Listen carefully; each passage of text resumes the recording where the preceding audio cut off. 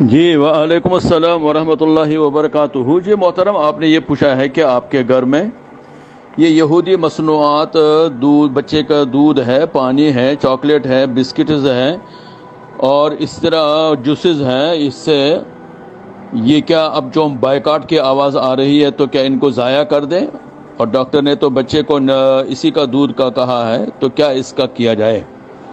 تو اس کے بارے میں حکم کیا ہے؟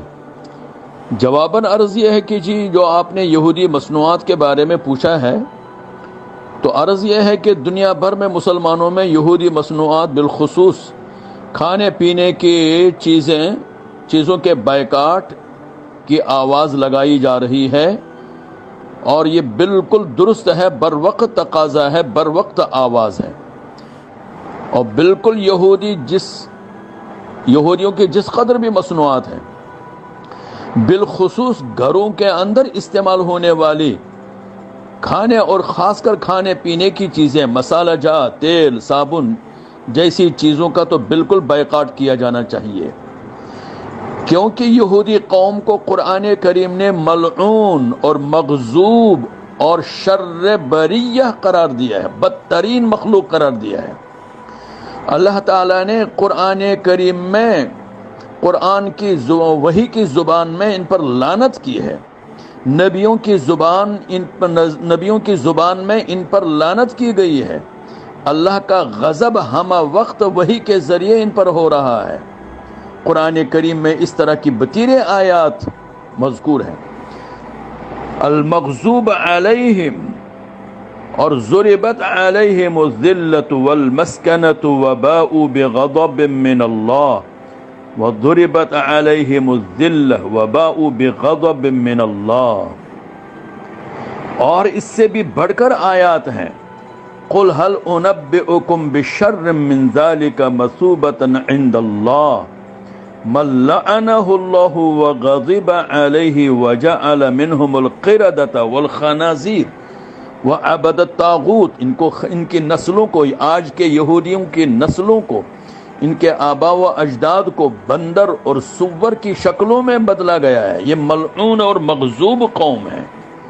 لعن الذین کفروا من بنی اسرائیل علی لسان داود وعیسی ابن مریم ذلک بما عصوا وکانوا یعتدون۔ قرآن سے پوچھا جا سکتا ہے، اللہ سے کوئی پوچھ سکتا ہے، یا اللہ اس قدر ان پر غضب کیوں ہے، اس قدر ان پر لعنت کیوں ہے؟ تو اللہ بیان فرما رہے ہیں کہ انہوں نے نبیوں کا قتل کیا، ان کے ہاتھ، ان کی نسلوں کے، یہ نبیوں کے خون آلودہ ہیں، ان کے ہاتھ، انہوں نے نبیوں کا قتل کیا ہے۔ آخر یہ فلسطینی مسلمانوں کو کیا بخشیں گے؟ انہوں نے حضور صلی اللہ علیہ وسلم کے قتل، زہر دے کر قتل کرنے کی سازش کی، اور ذالک بما عصوا وکانوا یعتدون۔ تو قرآن کریم کی واضح صریح آیات ہیں ان کے مغضوب، ان کے ملعون ہونے کی۔ اور پھر دوسری بات یہ بھی ہے کہ ملعون اور مغضوب قوموں کے ہاتھ سے بنی ہوئی چیزوں میں یقیناً ان کی ملعونیت کا اثر آتا ہے۔ پھر جبکہ دشمن یہود کھانے پینے کی چیزوں میں مسلمانوں کے لیے اپنی دشمنی، اپنے بغض باطن کا اظہار کرتے ہوئے حرام چیزیں ملاتے ہیں، مثلا سور کی چربی ملاتے ہیں، جیسے لیز کے چپس کے بارے میں اس سے پہلے آ چکے ہیں تجزیے، مردار جانوروں کی چربیاں ضرور ملاتے ہیں۔ ایسے میں دشمن یہود ملعون اور مغضوب کی چیزوں کا استعمال کرنا کیسے درست ہوگا؟ بلکہ اسی کی وجہ سے مسلمانوں میں یہود کے حق میں دلوں میں نرم گوشہ اور بزدلی اور پسمردگی پیدا ہو رہی ہے۔ قرآن کریم اور حدیث میں اس کی بہت ساری مثالیں موجود ہیں۔ مثلا اسی سرزمین فلسطین پر موسیٰ علیہ السلام کے بعد، اور یہ غالباً داؤد علیہ السلام کا زمانہ ہے، داؤد علیہ السلام جو نبی بنا کر بھیجے گئے تھے، اس زمانے میں عمالقہ نے فلسطین کی کئی بستیوں پر قبضہ کر لیا تھا۔ بستی والوں نے اپنے ہی نبی، چاہے وہ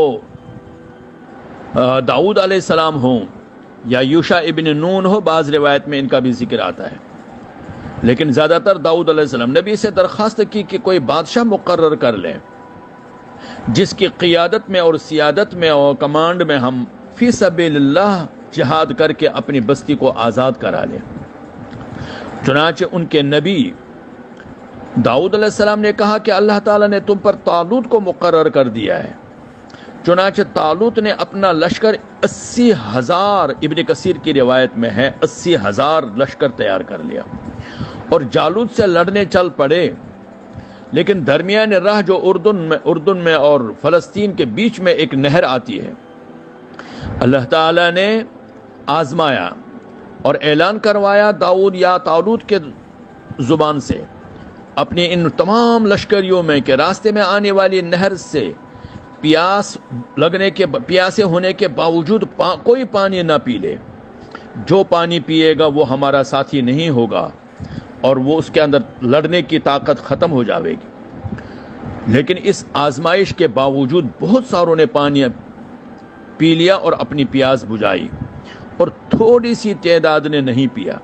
یہ قلیل تعداد بخاری کی روایت کے مطابق اصحاب بدر کی تعداد کے برابر تھی، یعنی 313، اور 80,000 میں 313 وہ قلیل تعداد مجاہدین مؤمنین کی تھی کہ جنہوں نے پانی نہیں پیا۔ چنانچہ جنہوں نے پانی پیا انہوں نے کہا لا طاقت لنا اليوم بجالوت وجنود۔ پانی پینے والوں نے کہا کہ ہم میں لڑنے کی طاقت ختم ہوئی ہے۔ اس پانی پینے سے وہ بزدل بنے۔ قلیل تعداد والوں نے ایمانی توکل کا اظہار کیا، کم من فئۃ قلیلۃ غلبت فئۃ کثیرۃ باذن اللہ، اور پھر یہ بھی کہا ربنا افرغ علینا صبرا وثبت اقدامنا وانصرنا علی القوم الکافرین فہزمہم باذن اللہ۔ تو یہاں دیکھیے، یہاں صرف پانی پینے پر لا طاقت لنا اليوم کا اظہار ہوا۔ ہم آج بچوں کو کیا یہودیوں ملعون اور مغضوب قوم یہودیوں کا کیا کچھ نہیں کھلاتے پلاتے ہیں؟ دودھ سے نیڑو دودھ سے ہمارے بچے پلتے ہیں، لیز چپس سے ہمارے بچے پلتے ہیں، نسلے کے پانی سے، بسکٹ سے، جوسز سے، KN کے نیگیٹس سے، کنور کیچپ سے، نوڈلز سے، کیٹبری چاکلیٹ سے، Tang juices, Wall's ice cream, Dalda oil, اور شادیوں میں کوکو کولا اور پیپسی جیسی یہودی ملعون اور مغضوب قوم کی چیزیں خود کھاتے ہیں، پلتے ہیں اور بچوں کو پالتے ہیں۔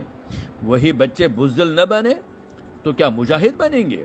مجاہد تو افغانی بچے بنتے ہیں جو دوران جہاد چنے کھاتے رہے، افغانی روٹی کھاتے رہے، افغانی پلاؤ، افغانی فریش فروٹ اور ڈرائی فروٹ یہ کھاتے رہے، تب جا کر وہ مجاہد بنے۔ انہوں نے اپنے بچوں کو یہ یہودیوں جیسے دودھ نہیں پلایا۔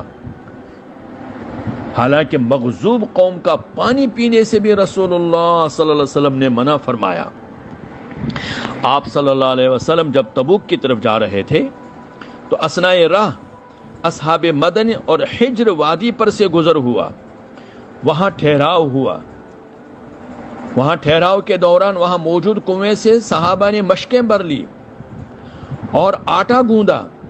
آپ صلی اللہ علیہ وسلم کو بتایا گیا، آپ نے فرمایا یہ وادی معذب قوم سمود کی ہے، پانی پھینک دو، آٹا گوندا ہوا جانوروں کو کھلاؤ، کیونکہ یہ معذب قوم، اس میں زہر آلود اثر ہے اس پانی میں، اور اس وادی میں اللہ کا غضب نازل ہونے کو ہوا ہے، یہاں سے جلدی گزر جاؤ، کہیں خدا نہ خواستہ وہ اللہ کا غصہ ہمارے اوپر بھی نازل ہو جائے۔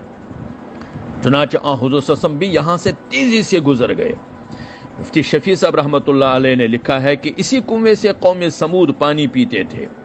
معذب قوم کے اس کنویں میں دور نبوت تک اثر رہا۔ بحر میت کا زہر تو دیکھیں، آج تک اس بحر میت میں وہ زہر ہے، پانی کم ہے، تیل اور یہ زہر آلود آبرود زیادہ ہے، یہ بارود زیادہ ہے، نمکینیت زیادہ ہے کہ کوئی جانور بھی اس میں زندہ نہیں رہ پاتا ہے۔ لہذا یہود قوم جو معذب قوم اور ملعون اور مغضوب قوم ہے، اس کے مشروبات میں ملعونیت کا اثر کیوں کر نہیں ہوگا؟ ضرور اس سے بچنا چاہیے۔ اور پھر چوتھی بات کہ جہاد کے دوران ایک شخص نے اپنی سواری پر، رسول اللہ صلی اللہ علیہ وسلم کے ساتھ جہاد کے دوران ایک شخص نے اپنی سواری پر لعنت کی. حضور صلی اللہ علیہ وسلم کو علم ہوا، آپ نے فوراً حکم فرمایا کہ اس سواری کو قافلے رحمت سے جدا کر دو، اس پر سے سامان اتار دو. چنانچہ اس اونٹنی کو جنگل میں چھوڑ دیا گیا اور مہینوں وہ جنگل میں تنہا پھرتی رہی.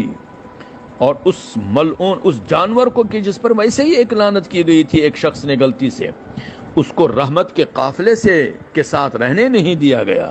ایک جانور پر لعنت کو قافلے کے ہمراہ نبی نے برداشت نہ کیا تو پھر ملعون اور مغضوب یہود کی چیزوں کو کھا کر اور گھروں میں رکھ کر اور تو کیا مسلمانوں میں اثر نہیں آئے گا؟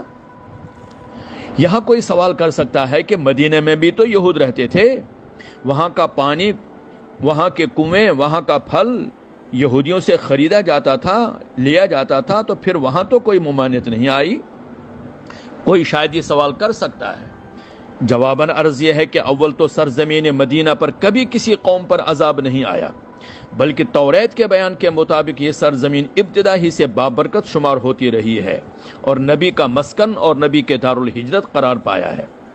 پھر دوسری وجہ یہ بھی ہے کہ یہاں بسنے والے یہود ابتدا میں ان کو مغضوب یا ملعون نہیں قرار دیا گیا، بلکہ ابتدا میں تو ان کے بیت المقدس کی طرف نمازیں پڑھی گئی ہیں، ان کے ساتھ شادی بیاہ ہوتے رہے.